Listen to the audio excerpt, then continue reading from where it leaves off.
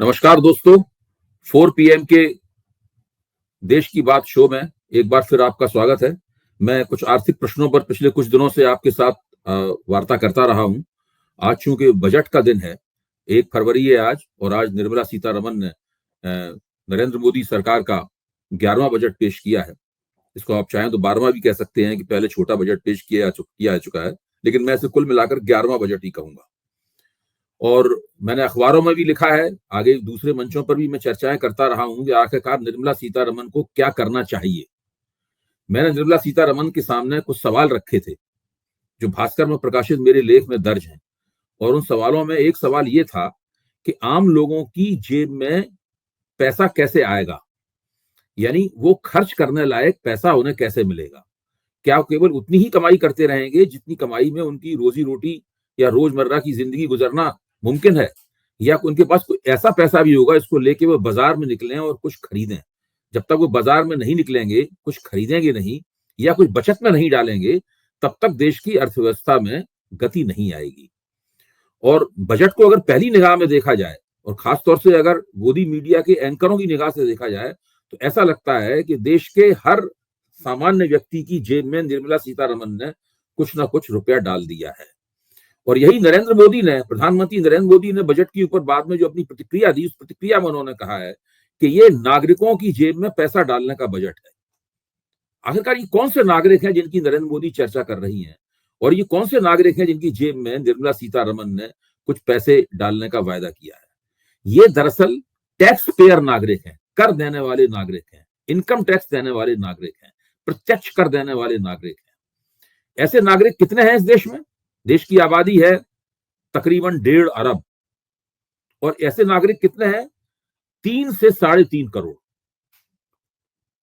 ITR यानी income tax, ITR तो बहुत लोग भरते हैं, इनकम टैक्स रिटर्न तो बहुत लोग भरते हैं, लेकिन व्यवहारिक रूप से, प्रभावी रूप से केवल देश में 3 से 3.5 करोड़ लोग ऐसे हैं जो कि इनकम टैक्स देते हैं, यानी उनकी आमदनी इतनी है कि उनको इनकम टैक्स देना होता है।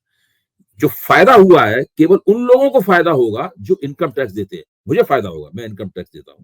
हो सकता है 4 पीएम के ऐसे कई दर्शक इस वक्त मेरा कार्यक्रम देख रहे हो, वो भी इसी ब्रैकेट में आते हो, लेकिन ऐसे लोगों की संख्या इस देश में केवल 3 से 3.5 करोड़ है। अगर हम ये मान लें कि एक व्यक्ति के ऊपर 4 लोग और जुड़े हुए हैं, उसके परिवार में उस व्यक्ति को मिला के 5 लोग हैं, तो आप कह सकते हैं कि इस देश में 15 से 17 करोड़ लोग ऐसे हैं जिन्हें निर्मला सीतारमन के जो डायरेक्ट टैक्स यानी इनकम टैक्स संबंधी जो प्रस्ताव हैं उनसे फायदा होगा। निश्चित रूप से उन्हें फायदा होगा। हालांकि ठीक ठीक फायदा कितना होगा ये हमें उस वक्त देखना होगा जबकि फाइनेंस बिल सामने आएगा। ये भी शायद पहली बार हो रहा है कि बजट आज पेश किया गया लेकिन फाइनेंस बिल 7 दिन बाद आएगा, यानी दिल्ली के चुनाव के नतीजे आ जाएंगे उसके बाद फाइनेंस बिल लाया जाएगा। इसका दिल्ली के चुनाव से क्या ताल्लुक है, इसका हम लोग अंदाजा लगाने के लिए स्वतंत्र हैं, लेकिन अभी मैं और ज्यादा व्यापक और बड़े परिप्रेक्ष्य में बात करना चाहता हूं। जब फाइनेंस बिल आएगा, जब हम लोग फाइन प्रिंट देख लेंगे, यानी सरकार ने उसके अंदर कोई तिकड़म तो नहीं की है, कोई देख लेंगे, तब हम अपनी अंतिम टिप्पणी करेंगे कि वास्तव में लोगों को कितना फायदा होगा। लेकिन ये मानना पड़ेगा कि इन 3 से 3.5 करोड़ लोगों या उनके परिजनों जो कि 15 से 17 करोड़ के बीच में आते हैं, उनको निश्चित रूप से एक अच्छा खासा फायदा इनकम टैक्स प्रस्तावों से होगा। प्रश्न यह है कि अपने शासन के 11वें साल में ही नरेंद्र मोदी ने ऐसा करना क्यों तय किया? इससे पहले 10 साल और गुजर चुके हैं। अगर इस बजट को वो क्रांतिकारी बता रहे हैं, ऐतिहासिक बता रहे हैं, तो ये इतिहास उन्होंने किसी और इससे पहले के वर्षों में बनाना क्यों नहीं तय किया? जो आर्थिक क्रांति वो इस बार बता रहे हैं कि वो लाए हैं, वो इससे पहले के वर्षों में आर्थिक क्रांति लाना क्यों नहीं तय किया?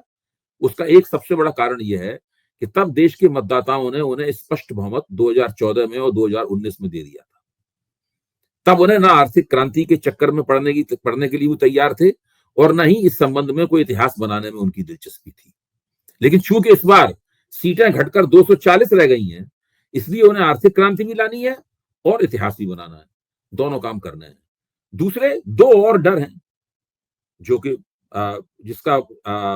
जो मेरे ख्याल से कहीं न कहीं उनके और निर्मला सीतारमन के दिमाग में कहीं पहले से मौजूद थे, जिसकी वजह से भी उन्होंने ये कदम उठाया है।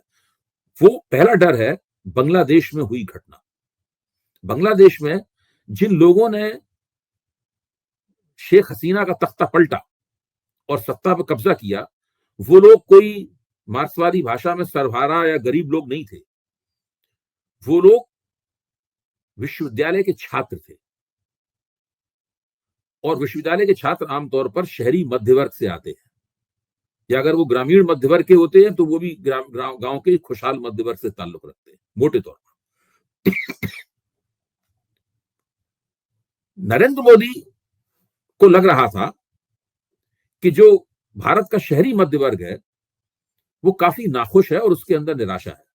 अभी 4-5 दिन पहले नवभारत टाइम्स में एक खबर प्रकाशित हुई थी, इसका मैंने शायद 4 PM के मंच पर जिक्र भी किया है, और उस खबर में नरेंद्र मोदी ने ये कहा था कि मध्य वर्ग में काफी निराशा है और हमारे मंत्रियों को चाहिए कि मध्य वर्ग के साथ अपना, मंत्रियों सांसदों को चाहिए कि मध्य वर्ग के साथ अपना संवाद बनाए रखें, बढ़ाएं उस संवाद को। और फिर देखते देखते निर्मला सीतारमण के बजट में जो शहरी मध्य वर्ग है, फिर मैं कह रहा हूं ये शहरी मध्य वर्ग वही शहरी मध्य वर्ग है जो टैक्स भी देता है। ग्रामीण मध्य वर्ग में नरेंद्र मोदी की कोई दिलचस्पी नहीं। ये ग्रामीण मध्य वर्ग क्या है, इसके बारे में भी चर्चा कर लें तो हम शहरी मध्य वर्ग के ऊपर बातचीत करेंगे। ग्रामीण मध्य वर्ग वो है जो शंभू बॉर्डर पर किसान नेता डल्लेवाल के रूप में अनशन कर रहा है। जो किसान हैं जिन्होंने 1 साल तक दिल्ली की घेराबंदी किए रखी, वो लोग ग्रामीण मध्य वर्ग की नुमाइंदगी करते हैं। और इस सरकार ने देख लिया है कि ये लोग तो ज्यादा से ज्यादा यही कर सकते थे जो उन्होंने 1 साल तक दिल्ली की घेरेबंदी करके किया, ये इससे ज्यादा ये कर सकते हैं जो डल्लेवाल वहां पर अनशन करके कर रहे हैं, इससे ज्यादा ये कुछ नहीं कर सकते। इसलिए इनकी कोई चिंता करने की आवश्यकता नहीं है। ये अपने आप में कितने ताज्जुब की बात है, नवंबर के अंत में जो तिमाही खत्म होती है, उस तिमाही में पता चला कि देश की जो वृद्धि दर है वो घट के 5.4% रह गई है, जो कि कोविड के बाद सबसे कम है। ये एक तरह से डरा देने वाली गिरावट थी, लेकिन सरकार ने तर्क ये दिया कि ज्यादा चिंता की बात नहीं है, अगली 2 तिमाहियों में ये वृद्धि दर फिर से बढ़ जाएगी, क्योंकि जो ग्रामीण क्षेत्र है उस ग्रामीण क्षेत्र में अच्छा प्रदर्शन कर रहा है ग्रामीण क्षेत्र, तो इसलिए वहां पर मांग बढ़ेगी, उपभोग बढ़ेगा और हमारी आमदनी, हमारी वृद्धि दर भी बढ़ जाएगी। तो जो जिस ग्रामीण क्षेत्र पर आपको इतना भरोसा था, उसके मध्य वर्ग की तरफ आपने क्यों ध्यान नहीं दिया? उसके मध्य वर्ग के लिए आपने क्या सलूक किया है? इसके लिए मैं आपको एक आंकड़ा आपको जरूर देना चाहूंगा। पिछली बार यानी 24 और 25 के बजट में इस ग्रामीण मध्य वर्ग के लिए और पूरे ग्रामीण क्षेत्र के लिए सरकार ने 86,000 करोड़ रुपए की रकम का आवंटन किया था। इस बार यानी 2025 से 2026 के बजट के लिए निर्मला सीतारमण ने इसी रकम का फिर से आवंटन कर दिया, यानी फूड, फर्टिलाइजर और जो रूरल एम्प्लॉयमेंट स्कीमें हैं, उन स्कीमों के लिए 86,000 करोड़ रुपए की रकम का ही आवंटन कर दिया है उन्होंने। अब पिछली बार उन्होंने 86,000 करोड़ रुपए की रकम का आवंटन किया था, 1 साल में इन्फ्लेशन भी बढ़ गया है, मुद्रास्फीति बढ़ गई है। अगर आप बढ़ी हुई मुद्रास्फीति के मुकाबले उसको एडजस्ट करेंगे, उस रकम का समायोजन करेंगे, तो दरअसल ये 86,000 करोड़ रुपए पिछले वाले आवंटन से कम है।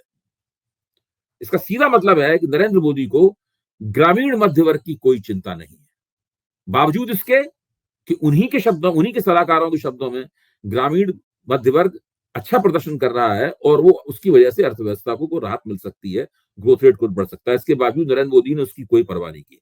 नरेंद्र मोदी ने शहरी मध्य वर्ग की परवाह की, क्योंकि उन्हें डर था कि यहां आज नहीं तो कम से कम अगले 1-2 सालों में अगर यही स्थिति बनी रही तो बांग्लादेश जैसी स्थिति बन सकती है।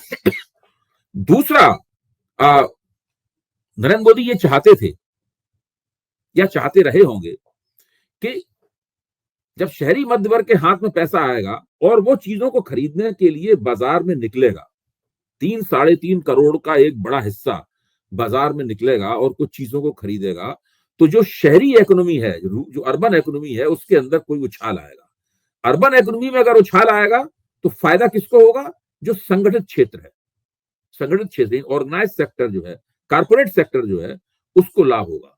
तब नरेंद्र मोदी कारपोरेट सेक्टर से ये कह पाएंगे कि भाई देखिए, हमने 2016-17 में तो आपको एक बहुत बड़ा टैक्स हॉलीडे दिया, लाखों करोड़ रुपए का टैक्स हॉलीडे दिया था, तब भी आपने हमारी बात नहीं मानी। अब हमने जो आपके लिए उपभोक्ता तैयार किए हैं, खरीदार तैयार किए हैं, उनकी जेबों में पैसा डाला है, ये आएंगे, ये आपका बनाया हुआ माल खरीदेंगे। अब तो कम से कम आप अर्थव्यवस्था में कुछ निवेश कीजिए, अपनी तिजोरियों में इसमें लाखों करोड़ रुपए व्हाइट मनी के भरे हुए हैं, उनको निकालिए और अपनी तिजोरियों से उसमें कुछ निवेश कीजिए, ये कहेंगे। अब आप जरा सोचिए कि बजट से एक दिन पहले जो आर्थिक सर्वेक्षण आया था, उसमें क्या लिखा था? उसमें कौन सी सिफारिशें की गई थी? कम से कम सरकार से उम्मीद की जाती है कि और किसी की अगर वो नहीं सुनेगी, तो आर्थिक सर्वेक्षण में जो कहा गया है उसका तो ध्यान रखेगी। ये आर्थिक सर्वेक्षण किसके नेतृत्व में तैयार होता है? ये भारत सरकार के जो मुख्य आर्थिक सलाहकार हैं, उनके नेतृत्व में तैयार होता है। और इन मुख्य आर्थिक सलाहकार का नाम है, जो पिछले 3 साल से भारत सरकार के मुख्य आर्थिक सलाहकार हैं, वी अनंत नागेश्वरन।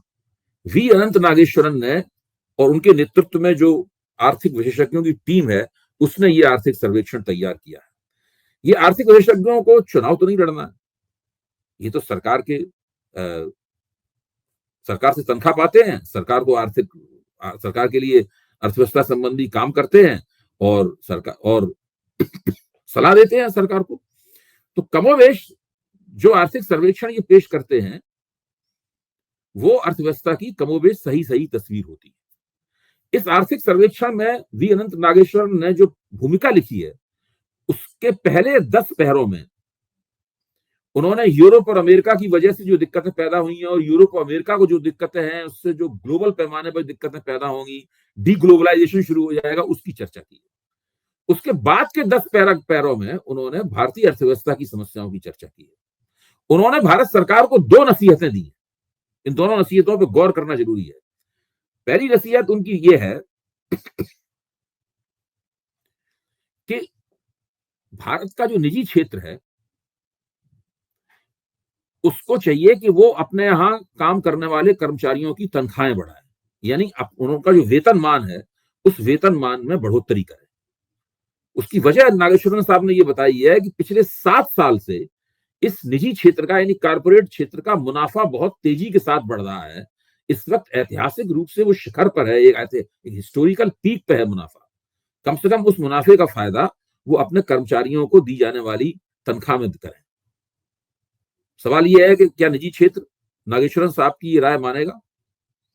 दूसरा, नागेश्वरन साहब की सलाह यह है कि आपके पास बहुत पैसा है और आप उस पैसे का निवेश कीजिए। अगर बाजार में मांग कम है, तो उस मांग का भी इलाज करना आपके हाथ में है। आप अपने ही कर्मचारियों की जब तनख्वाह बढ़ाएंगे, तो उनकी जेब में ज्यादा पैसा आएगा, तो वो बाजार से ज्यादा चीजें खरीदेंगे, तो उससे मांग बढ़ेगी। ये उनका कहने का मतलब। दूसरी नसीहत उन्होंने सरकार को दी है। सरकार से उन्होंने कहा है कि आप ट्रस्ट डेफिसिट खत्म कीजिए, यानी आपके प्रति जो आर्थिक क्षेत्र है उसमें विश्वास की कमी है, वो खत्म कीजिए। इसका क्या मतलब हुआ? इसका मतलब समझने की जरूरत है। इसका मतलब यह हुआ कि सरकारी एजेंसियों, इनकम टैक्स, ईडी, सीबीआई, इन तमाम एजेंसियों का इस्तेमाल करके आप अपने चुनिंदा और विश्वसनीय पूंजीपतियों को बढ़ावा दे रहे हैं। उसके जो आर्थिक प्रतियोगिता है, इन एजेंसियों की मदद से आप उनके पक्ष में झुका रहे हैं उस आर्थिक प्रतियोगिता को, और बाकी जो औद्योगिक घराने हैं उनको आप ठेंगा दिखा रहे हैं। इससे पूरी अर्थव्यवस्था में एक ट्रस्ट डेफिसिट पैदा हो गया है। इस ट्रस्ट डेफिसिट को आप दूर कीजिए।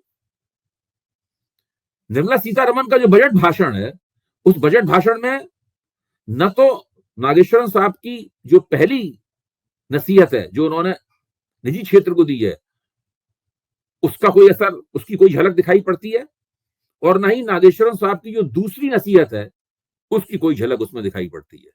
ये लोग कोई सरकार के आलोचकों ने ये बात नहीं कही है, ये सरकार के सलाहकारों द्वारा कही गई बातें हैं। सरकार चाहती तो इन पर इनकी तरफ ध्यान दे सकती थी और इससे उसके पूरे आर्थिक प्रबंधन को लाभ ही होता। अब आप आइए एक दूसरे बहुत महत्वपूर्ण पहलू के ऊपर जिस पर गौर करना बहुत जरूरी है। वो ये है कि सरकार ने जो इनकम टैक्स संबंधी रियायतें दी हैं, उनके बारे में बोलते समय निर्मला सीतारमण ने यह कहा कि इससे राजस्व आमदनी में 1 लाख करोड़ रुपए की कमी आएगी। तो क्या वास्तव में सरकार 1 लाख करोड़ रुपए का घाटा उठा रही है इन लोगों को रियायतें देने के लिए? नहीं, ऐसी बात नहीं।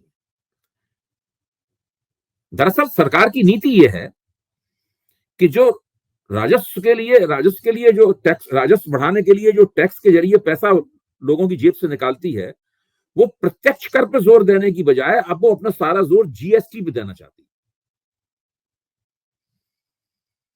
यानी लोगों की जेब में पैसा डालिए इनकम टैक्स की रियायतों के जरिए, लोग उस पैसे से जो भी चीज खरीदेंगे, जो भी बाजार में खाएंगे, जो कुछ भी करेंगे उससे, तो उससे हर बार उसे जीएसटी देना पड़ेगा। जीएसटी की सबसे बड़ी कमी क्या है, जिसमें हर स्तर पर टैक्स वसूला जाता है, जबकि टैक्स वसूलियाबी का आदर्श स्तर ये होता है कि आप केवल आखिरी स्तर पर टैक्स वसूलें, लास्ट स्टेज में टैक्स वसूलें, एवरी स्टेज पर टैक्स ना वसूलें। लेकिन सरकार हर स्टेज पर टैक्स वसूलती है, इससे आम आदमी को बहुत ज्यादा टैक्स देना पड़ता है। बिना जीएसटी में कोई रिफॉर्म किए हुए, जिसका बजट में कोई जिक्र नहीं है, कोई संकल्प नहीं है, कोई बंदोबस्त नहीं किया गया है, कोई घोषणा नहीं की गई है, कोई व्यवस्था नहीं की गई है, बिना ऐसा किए हुए सरकार अगर जीएसटी को इसी तरह जारी रखेगी, तो जो टैक्स, इनकम टैक्स में रियायत देने से जो फायदा हुआ है, वो फायदा दरअसल 6 महीने बाद लोगों को लगेगा कि वो उनसे जीएसटी के जरिए छीना जा रहा है फायदा। अब आप आइए किसानों के ऊपर एक बार फिर लौटकर, क्या किसानों के कर्जे माफ हुए? नहीं, किसानों का कोई कर्जा नहीं माफ हुआ है। दरअसल 3 से 3.5 करोड़ करदाता मध्यवर्गीय लोगों को छोड़कर ये बजट इस देश की आबादी के, जो 1.5 अरब आबादी का देश है, इस देश की आबादी के विभिन्न समुदायों की किसी भी आर्थिक समस्या का समाधान करने में विफल है। केवल उस कर रियायत के नाम पर ही अगर आप ये दावा करते रहें कि हमने एक ऐतिहासिक और क्रांतिकारी बजट पेश किया है, तो ये अपने आप में एक विडंबना होगी, और इस विडंबना का एहसास मेरा मानना है कि 4 से 6 महीने के अंदर इस देश की आबादी के ज्यादातर हिस्सों को होना शुरू हो जाएगा। और सबसे ज्यादा तीखा एहसास तो उन लोगों का होगा, उन करदाता मध्यवर्गीयों को होगा, जो आज इस रियायत के मिलने से बल्ले बल्ले कर रहे हैं। आज बस इतना ही, धन्यवाद। जब 1 हफ्ते बाद फाइनेंस बिल आ जाएगा, जब हम लोग उसकी जांच कर लेंगे दरअसल उस फाइनेंस बिल में सरकार ने क्या तिकड़म की है, तो हम एक बार फिर इस मसले के ऊपर आपसे चर्चा करेंगे। बहुत बहुत शुक्रिया।